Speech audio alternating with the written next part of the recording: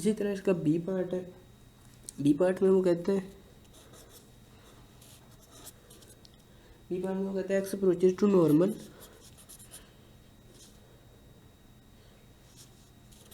यहाँ उसने दे दिए दोनों पैरामीटर, दोनों ही फाइंड करने हैं जब पैरामीटर दिए गए। And probability of X less than 35 is equal to 0.20 and probability of 35 X less than 35 X greater than 35 and less than 45 is equal to 0.65। अब उसने कहा है कि find the value of mu and sigma, दोनों की values find करनी है, दोनों पॉपुलेशन पैरामीटर्स हैं।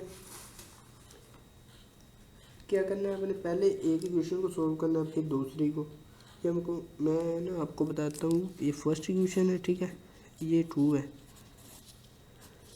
आप लिखेंगे from 1 probability of X less than 35 is equal to 20% और 0.2 लिख लें, ठीक है। इसी तरह एक्स में से म्यू माइनस कर देंगे, डिवाइड कर देंगे सिग्मा पे, 35 में से म्यू माइनस कर देंगे, डिवाइड कर देंगे सिग्मा पे, ये आ जाएगा 0.20। यहाँ आ जाएगा probability of Z less than 35 minus mu divide by sigma, यह आ जाएगा 0.20।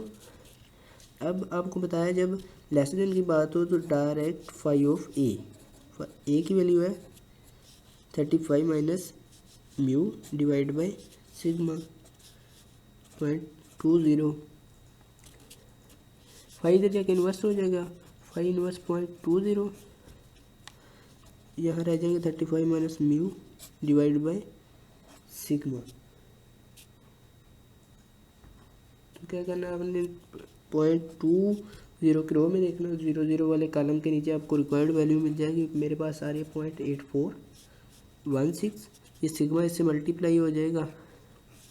ध्यान रहे सिग्मा और 6 में आपका फ़र्क होना चाहिए, ठीक है,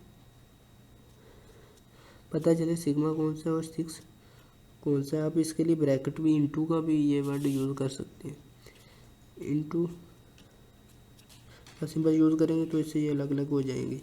35 माइनस म्यू, ये मैं म्यू इधर ही रखता हूँ, म्यू दूसरी तरफ ले जाता हूँ और ये वाला इधर ले आता हूँ। 0.8416 into sigma is equal to mu. ये हमारे पास एक इक्वेशन आ गई है, जिसे मैं कह देता हूँ ये थर्ड इक्वेशन है, ठीक है। और इसी तरह फोर्थ इक्वेशन हम फाइंड कर लेंगे फ्रॉम 2।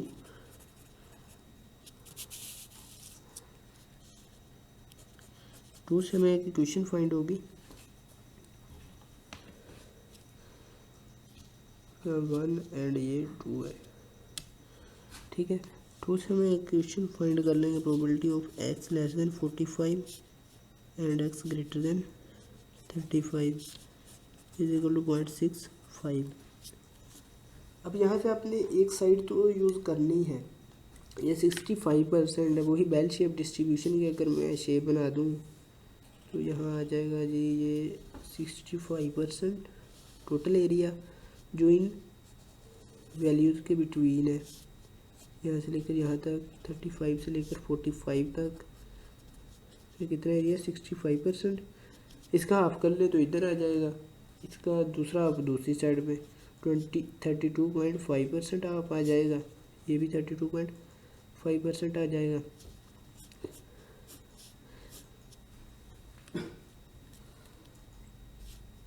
ठीक है, इसको मैं शेड कर देता हूँ। तो अब आप देखें इसके इधर वाला एरिया भी 50% है यहाँ तक, ठीक है। ऑर्डिनेट के बाईं साइड पे भी 50 और दाईं साइड पे भी 50% है। अब पॉइंट से पीछे वाला हमने एरिया फाइंड करना है। 50% एरिया से ये वाला एरिया माइनस करेंगे तो ये वाला एरिया रिक्वायर्ड एरिया आ जाएगा। Probability of X less than 35, 50% में से माइनस करेंगे 32.5%, ठीक है। अब ये भी आप यूज़ कर सकते हैं, लेकिन हमने नहीं करना। क्यों नहीं करना? हमारे पास probability of X less than 35 use करते हुए हमने एक इक्वेशन ऑलरेडी फाइंड कर ली है। हमने दूसरी साइड इसी पर्पज़ के लिए यूज़ करनी पड़ेगी। X less than 45 is equal to 50% plus 32.5%। ठीक है, ये वाली साइड यूज़ करनी, ये नहीं करनी। क्यों नहीं करनी? क्योंकि हमने इस वाली साइड से ऑलरेडी एक इक्वेशन बना रखी है। इसको आप स्टैंडर्ड नॉर्म में रैंडम वेरिएबल में कन्वर्ट कर लेंगे। उसका तरीका आपको पता है। एक्स में से म्यू माइनस कर लेंगे, डिवाइड कर देंगे सिग्मा पर। लेस देन 45 में से भी म्यू माइनस कर देंगे, डिवाइड कर देंगे सिग्मा पर। तो आपके पास आ जाएगा 50 प्लस 32.5% एरिया। ये कैलकुलेटर से प्लस करेंगे, आपके पास आ जाएगा 82.5% एरिया। ये जी में कन्वर्ट हो जाएगा।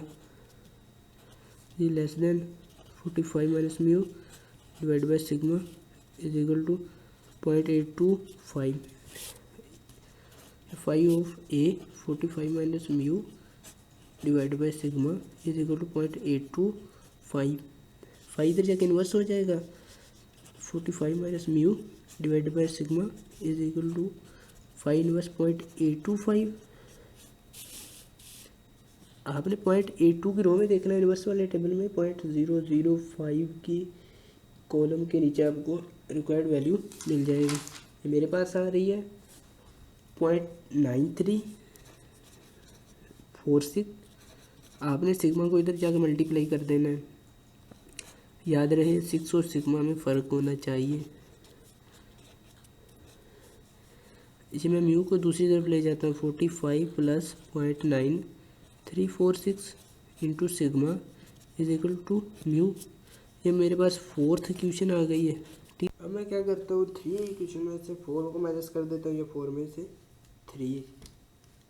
अच्छा, यहाँ देखें, यहाँ 0.2 था, जब 0.5 से नीचे हो तो ये माइनस में आंसर आता है।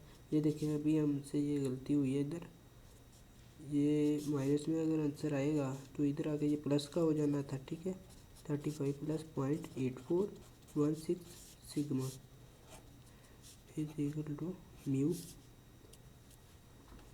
अब ये इक्वेशन 3 है और ये 4। मैं क्या करूँगा, 3 में से 4 को माइनस कर देता हूँ, ये 4 में से 3 को। और इसी तरह ये भी देख लें, ये भी यहाँ हमसे गलती हुई है। ये 0.9346 यहाँ प्लस का था, इधर आके माइनस का हो जाना था, हमने इधर भी प्लस का ही रख लिया। ओके, अब 3 में से 4 को माइनस करते हैं, या 4 में से 3 को, आंसर सेम आएगा। चलिए मैं 3 में से 4 को माइनस कर देता हूँ। में से 4 को माइनस कर देता हूँ। 3 माइनस 4 लिख रहे हैं, सब्ट्रैक्ट 3 माइनस 4। थर्ड इक्वेशन थी हमारे पास 35 plus 0.8416 sigma is equal to mu, and mu is equal to, ये फोर्थ इक्वेशन थी हमारे पास 45 माइनस 0.9346 सिग्मा। ठीक है, इन दोनों को आपने सोल्व कर लेना है। सबसे पहले हम एक पैरामीटर को अगर कैंसिल कर देते हैं तो दूसरे पैरामीटर का हमारे पास आंसर आ जाएगा। सब्ट्रैक्ट करने से यहाँ माइनस आ जाएगी, यहाँ प्लस आ जाएगी, यहाँ भी माइनस आ जाएगी। ये दोनों आपस में कैंसिल हो जाएंगे और इन दोनों को आप ऐड कर लेंगे। ऐड करने के बाद आपके पास आंसर आएगा, ये मेरे पास आ रहा है 1.7762 सिग्मा। इसी तरह ये 0 हो जाएगा और 35 में से 45 माइनस हो जाएंगे, ये आ जाएगा आपके पास -10 प्लस दिस। फिर सिग्मा ये इधर ले आए, 10 इधर ले आए। ठीक है, ये आ जाएगा 1.7762 सिग्मा। 10 पे इसको डिवाइड कर दें तो आपके पास सिग्मा का आंसर आ जाएगा। मेरे पास ये आ रहा है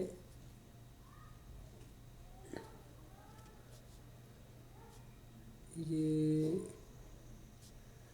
5.63। इसी तरह आपने पैरामीटर म्यू का खुद निकालना है और कमेंट में ज़रूर बताइएगा कि आपका आंसर सेम आया या नहीं।